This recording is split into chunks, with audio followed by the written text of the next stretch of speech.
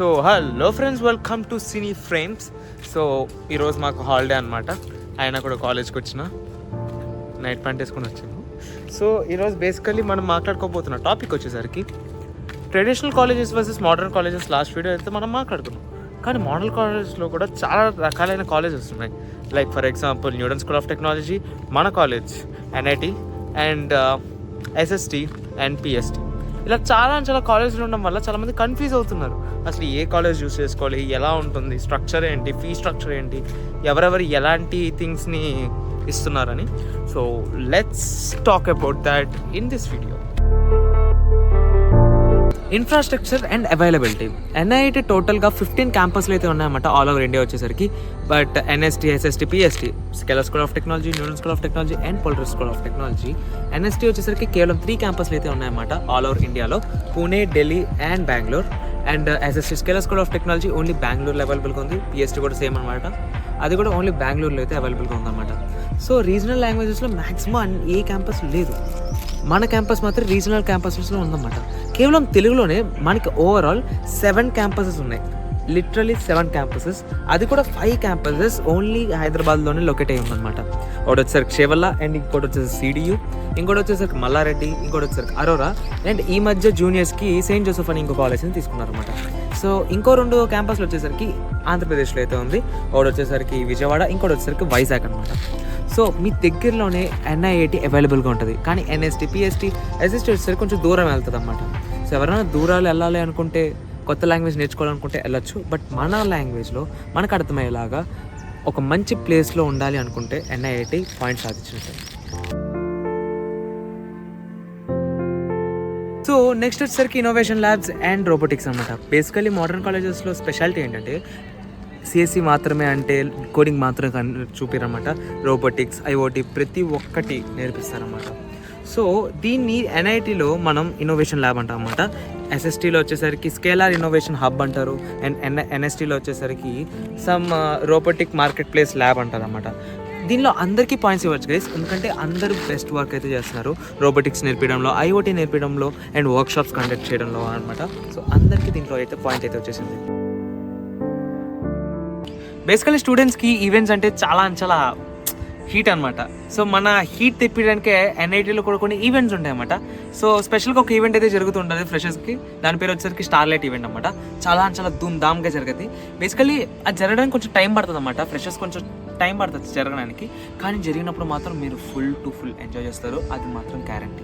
And tech festival దగ్గరకు వచ్చేసరికి మనకి హ్యాక్థాన్స్ అనేవి అయితే జరుగుతూ ఉంటాయి. ఒక మేజర్ హ్యాక్థాన్ అయితే ఈ ఇయర్ జరిగింది. దాని పేరు వచ్చేసరికి ఓపెన్ AI x NIT అనమాట. ఇది ఢిల్లీ వరకు వెళ్ళింది, AI సబ్మిట్ వరకు వెళ్ళింది అనమాట ఈ హ్యాక్థాన్ వచ్చేసరికి.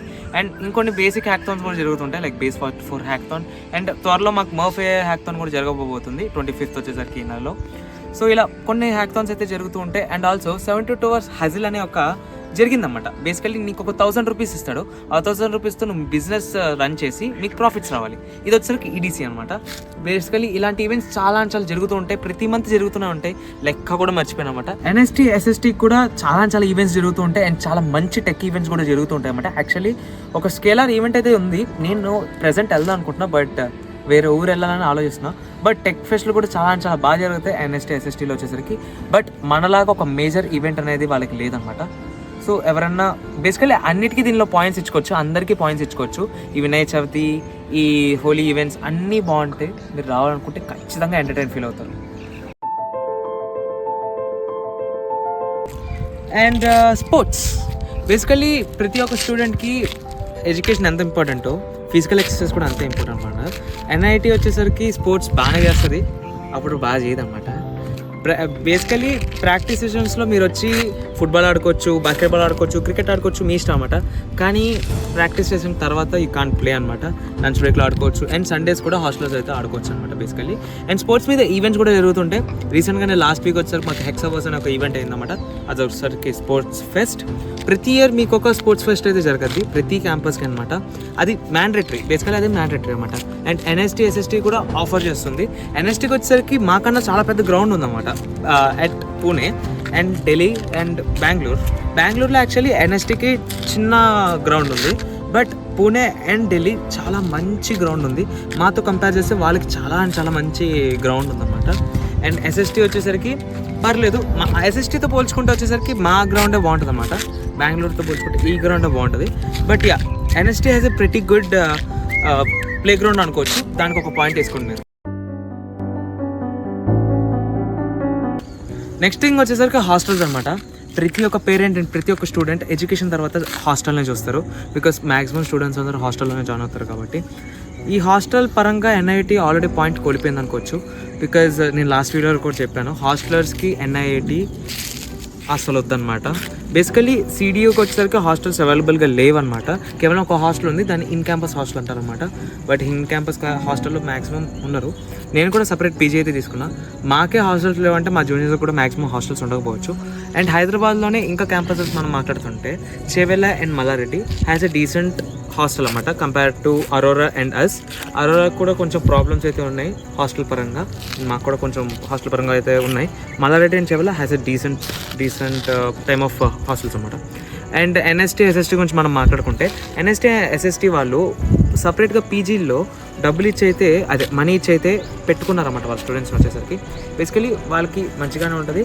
అండ్ మనం మెయిన్గా మాట్లాడుకునే థింగ్ ఏంటంటే వాళ్ళు సపరేట్గా పీజీకి డబ్బులు ఇస్తున్నారు కాబట్టి వాళ్ళది నార్త్ ఇండియా ఓరియంటెడ్ కాబట్టి, బేసికలీ బెంగళూరు కానీ పూణే కానీ ఢిల్లీ కానీ నార్త్ ఇండియన్ ఓరియంటెడ్ కాబట్టి మన ఫుడ్ వాళ్ళకి అంతలాగా పడదు. లైక్ మన స్పైసీనెస్ కానీ మనకున్న ఆ టేస్ట్ కానీ నార్త్ ఇండియా వాళ్ళకి ఉండదు, కొంచెం సప్పగా ఉంటుంది. And rotis and this all things కొంచెం ఎక్కువ తింటూ ఉంటారు. సో మ్యాక్సిమం సౌత్ ఇండియా వాళ్ళకి ఆ ఫుడ్ అంతలాగా అనిపిదని అనుకుంటున్నా. ఒకవేళ మీరు ఇలా బయట పీజీల్లో ఉంటారు అంటే బెంగళూరులో బయట పీజీల్లో ఉండి you can go with SST and NST. But మీకు మంచి ఫుడ్ కావాలి, మన సౌత్ ఇండియా మన హైదరాబాదీ స్టైల్ కావాలి అంటే కమ్ టు ఎన్ఐఐటి అంతే. సో ఇంటర్న్షిప్ ఒక స్టూడెంట్ తెచ్చుకోవడం చాలా ఇంపార్టెంట్. ఎందుకంటే అది మన సీవీని ఒక స్థాయికి అయితే తెస్తుంది అన్నమాట. ప్రాజెక్ట్స్ ఇంటర్న్షిప్స్ చాలా మంచిగా చేస్తేనే మనకి జాబ్ రావడానికి చాలా అవకాశాలు అయితే ఉంటాయి. సో మన ఎన్ఐఐటి వచ్చేసరికి ఫస్ట్ ఇయర్ నుండి అయితే ఇంటర్న్షిప్స్ అయితే ఇస్తుందన్నమాట. మీరు గూగుల్లో చెక్ చేసుకోవచ్చు, కింద డిస్క్రిప్షన్లో లింక్ కూడా పెడతాను అండ్ మన స్క్రీన్ మీల్లో కూడా పెడతాను అనమాట. 400+ ఇంటర్న్షిప్స్ జస్ట్ ఫస్ట్ ఇయర్లో అయితే వచ్చాయన్నమాట. But Newton school of technology and Scaler school of technology వచ్చేసరికి ఇలాంటి ఇంటర్న్షిప్స్ వచ్చేసరికి సెకండ్ ఇయర్ నుండి అయితే ఇస్తుందన్నమాట. మీరు గూగుల్లో సెర్చ్ చేసుకోవచ్చు అండ్ మీ స్క్రీన్లో కూడా కనిపిస్తుంది అనమాట. నన్ను అడిగితే ఇంటర్న్షిప్స్ వచ్చేసరికి ఇండివిజువల్ పరంగా ఉంటుంది. ఒక ఇండివిజువల్ మంచిగా చదివితే బీటెక్ రాకముందే బీటెక్ సంబంధించిన ఇంటర్న్షిప్స్ అయితే చేయొచ్చు. బట్ వాడిని ఎంత మంచిగా ట్రైన్ చేస్తుందో, ఎంత కాస్గా చేస్తుందో అది క్యాంపస్ బట్టి, ఒక కాలేజ్ బట్టి ఉంటుంది, కరికులం బట్టి ఉంటుంది. Career options opens for joining NIIT. Basically career options కూడా అన్నీ సేమ్ ఉంటాయి అన్నమాట ఎన్ఎస్టీ, ఎన్ఐఐటి అండ్ స్కేలర్ స్కూల్లో. ఎందుకంటే అందరు రోబోటిక్స్ నేర్పిస్తారు, ఐఓటీ నేర్పిస్తారు, వర్క్షాప్స్, ఎంటర్ప్రెన్యూర్షిప్ అండ్ ప్రతి ఒక్కటి ఉంటుంది అన్నమాట. అండ్ ఎన్ఐఐటీలో ఒక స్పెషల్ థింగ్ కూడా ఉంటుంది, అది ఒకసారి కాంటెంట్ క్రియేషన్ అనమాట. నువ్వు కాంటెంట్ క్రియేషన్ వైపు వెళ్ళాలి, ఎడిటర్గా మారాలి, స్క్రిప్ట్ రైటర్గా మారాలన్నా కూడా నువ్వు ఖచ్చితంగా ఎన్ఐఐటీ తరఫున అయితే అవ్వచ్చు అనమాట. ఎస్, ఇది పిన్ పాయింట్గా చెప్తున్నా. కాంటెంట్ క్రియేషన్ వైపు వెళ్ళాలన్నా, డాన్సర్కి వెళ్ళాలన్నా, ఎడిటర్గా వెళ్ళాలన్నా, ఎలాంటి కెరీర్ ఆప్షన్ అన్నా నువ్వు ఎన్ఐఐటీలో జాయిన్ అయితే చూస్ చేసుకోవచ్చు. చాలా మంచిగా నేర్పిస్తారు ప్రతి ఒక్కటి. కాంటెంట్ క్రియేషన్ మీద మీకు వర్క్షాప్స్ కూడా జరుగుతాయి. వర్క్షాప్స్ జరగడం వల్ల నీకు ఇంకా ఇట్లా ఇన్ఫ్లుయెన్సర్స్ అండ్ కొంచెం మంచి నెట్వర్కింగ్ వస్తుంది. అండ్ ప్రతి ఒక్క కెరియర్ని నువ్వు చూస్ చేసుకోవచ్చు, నీకు ఇష్టమైన కెరియర్ని basically. So coming to fee structures, ప్రతి ఒక్క పేరెంట్కి, ప్రతి ఒక్క స్టూడెంట్కి ఒక హార్ట్ బ్రేకింగ్ అనమాట ఇది వచ్చేసరికి. బేసికలీ ప్రతి ఒక్కరు చూస్తుంటారు అండ్ ఫీజ్ బట్టే జాయిన్ అవ్వాలి లేదా అని చూస్తుంటారు అనమాట. బేసికలీ ఎన్ఐటీలో వచ్చేసరికి క్యాంపస్ బట్టి అది వేరే అయితే అవుతూ ఉంటుంది అనమాట. బట్ మన క్యాంపస్కి అంటే మా క్యాంపస్కి 15 lakhs అయితే పడుతూ ఉంటుంది అనమాట వితౌట్ హాస్టల్, 4 ఏళ్ళు కలిపి. అండ్ ఎన్ఎస్టీ, ఎస్ఎస్టీ వచ్చేసరికి నేను ఎగ్జామ్స్ రాశాను అండ్ ఎన్ఎస్టీ అండ్ ఎస్ఎస్టీ ఆ ఎక్స్పీరియన్స్తో చెప్తున్నా. మినిమం ఒక 20 to 25 lakhs వితౌట్ హాస్టల్ అయితే పడుతుంది అనమాట ఎన్ఎస్టీ అండ్ ఎస్ఎస్టీలో వచ్చేసరికి. సో మీరు అవైలబిలిటీ బట్టి అండ్ ఫీచర్స్ బట్టి అండ్ ప్రతి ఒక్క థింగ్ని కన్సిడర్ చేసుకొని జాయిన్ చేయండి. ఎందుకంటే డబ్బులు ఎవరికి ఊరికే రావు కదా.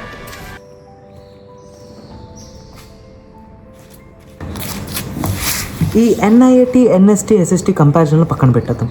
అసలు ఫస్ట్ నీకేం కావాలి? అసలు నువ్వు ఎందుకు మోడర్న్ కాలేజ్నే చూస్ చేసుకుంటున్నావు? ట్రెడిషనల్ కాలేజ్కి ఏమైంది అని నువ్వు ఫస్ట్ క్వశ్చన్ చేసుకో. ఎందుకంటే నేను బాగానే చెప్తా, నేను బాగానే ఉంటా ఈ క్యాంపస్లో, కానీ ఇక్కడికి వచ్చాక ఫేస్ చేయాల్సింది నువ్వు.